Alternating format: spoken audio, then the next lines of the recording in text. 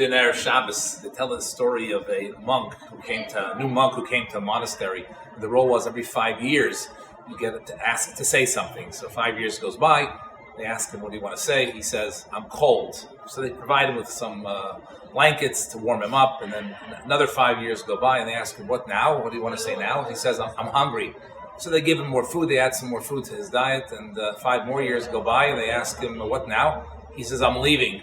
So the head monk says, that's good, you complain too much. I tell you that story because in this week's parsha, Moshe Rabbeinu says, Anochi Arisi es amazeh, that I engender this nation, like a caregiver carries an infant. And the Seforno explains, Moshe Rabbeinu is responding to the fact that the Jews complain so much that Moshe Rabbeinu says, I have not achieved the trust that a parent achieves with a child.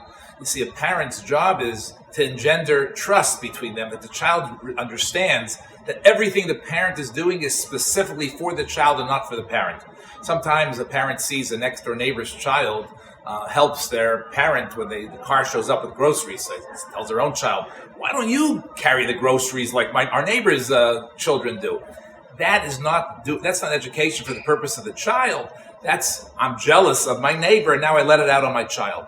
I'm sitting here with my siblings, my brothers and sisters at our nephew's wedding in Los Angeles. Do you have any recollections of Tati or Mommy, the tremendous love and selflessness they had for us in bringing us up and educating us? Any stories?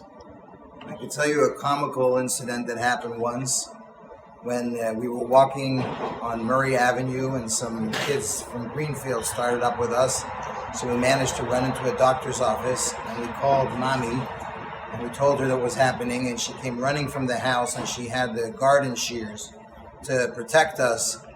And she grabbed, I think, a screwdriver or whatever she found just to come. But by that time, they weren't around anymore. But it was clear that she was going to do anything necessary to protect her children.